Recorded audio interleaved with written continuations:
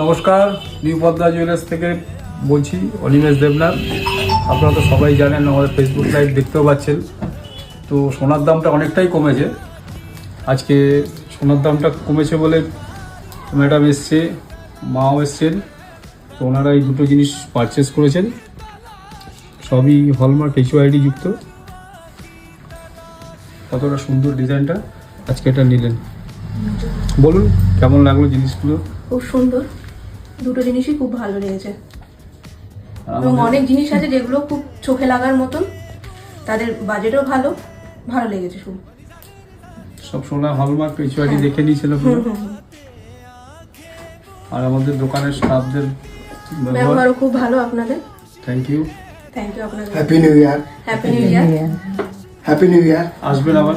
সবারই ব্যবহার খুব ভালো, ওই জন্য আমরা আবার এসেছি, আবার আসবো।